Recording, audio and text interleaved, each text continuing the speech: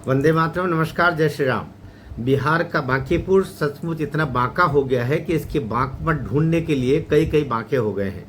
उधर से भारतीय जनता पार्टी, इधर से आरजेडी और तीसरा प्रशांत किशोर की जन स्वराज पार्टी। भारतीय जनता पार्टी के जो नीरज हैं, नीरज कुमार सिन्हा, और जो आरजेडी है अर्थात राष्ट्रीय जनता दल, उसके रेखा गुप्ता, तीनों का ये त्रिकोण था। लेकिन त्रिकोण का चुनाव आखिरी में आते आते द्विकोण हो गया। ये जो द्विकोण हुआ, इसको लेकर के और एक अलग तरीके का वातावरण चुनाव के समय भी और चुनाव के बाद में भी अब बांकीपुर में दिखाई दे रहा है। सम्राट चौधरी, उन्होंने पूरी ताकत झोंकी। भारतीय जनता पार्टी ने चूंकि अपने राष्ट्रीय अध्यक्ष का वो विधानसभा क्षेत्र है और वो वहाँ से राष्ट्रीय अध्यक्ष बन करके गए नितिन नवीन, तो नितिन नवीन जी की प्रतिष्ठा तो उसमें है ही। इसमें कितने लोगों की प्रतिष्ठा जुड़ी हुई है? नितिन नवीन की प्रतिष्ठा जुड़ी हुई है।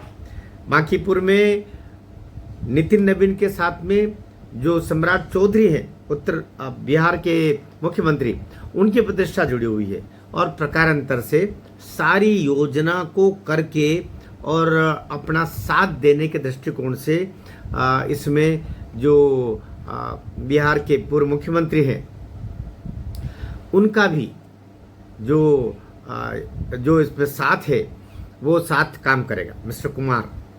तो ये मिला जुला जो आपका जनता दल यूनाइटेड है नीतीश कुमार जी का, वो भी पूरा इसमें सहयोग की भूमिका में है। और नीतीश कुमार ने इसलिए उसमें अपनी एंट्री भी की बांकीपुर में। तो कुल मिलाकर के मामला बड़ा ही पेचीदा आखिर में क्यों हो गया? एक तो जो परसेंटेज है वो कम हुए, वोटिंग परसेंटेज कम रहा, तो कौन अपने वोटर्स को घरों से निकाल करके और ईवीएम तक लाने में सफल रहा?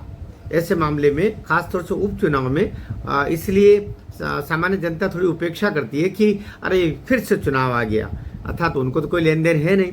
विधायक कौन बनता है, सांसद कौन बनता है, मंत्री कौन बनता है? सामान्य जनता को जब एक किस्म से उनको उनके भीतर कहीं एक उपेक्षा का भाव आ जाता है, तो फिर वोटिंग कम हो जाती है। जो स्वतः स्फूर्त जो आम चुनाव में रहता है, वो उपचुनाव में कभी कभी रहता भी है। ऐसा कैंडिडेट आ जाता है कि लोग उसके लिए ऐसा लगता है कि दौड़ पड़ते हैं ईवीएम की तरफ वोटिंग के लिए। लेकिन यहाँ पर जो कि एक ठंडापन भी महसूस किया गया बांकीपुर में, पता नहीं एक किस्म का ठंडापन था, शीतलता थी। जो एक प्रवाह हो जाना चाहिए था, वो प्रवाह आखिरी समय तक भी नहीं आया। क्योंकि एक तो जो 30 तारीख को जब ये मतदान था, उससे पहले बहुत सारा दिल्ली में जंतर मंतर पर जंतर मंतर होता रहा और छात्र आंदोलन के नाम से पूरा ध्यान उधर था। ये जो 3 सीटों पर उपचुनाव हो रहे हैं, इसकी तरफ ध्यान ही लोगों का कम हो गया।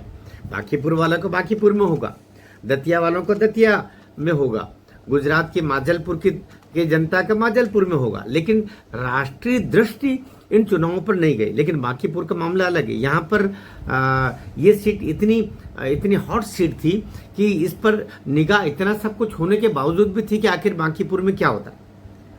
तो अभी जो एक वातावरण निकल के आया कि तेजस्वी ने अपनी वहाँ पर उपस्थिति न के बराबर की, आखिर में 1 दिन गए, बाकी तेजस्वी यादव गए ही नहीं।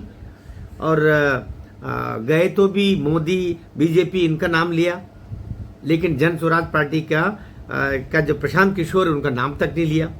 प्रशांत किशोर खुद अंदर ही अंदर यह हवा फैलाने में सफल रहे कि मुख्य मुकाबले पर मैं हूँ, आपका वोट आप कांग्रेस और आरजेडी इनको देकर के व्यर्थ न करें।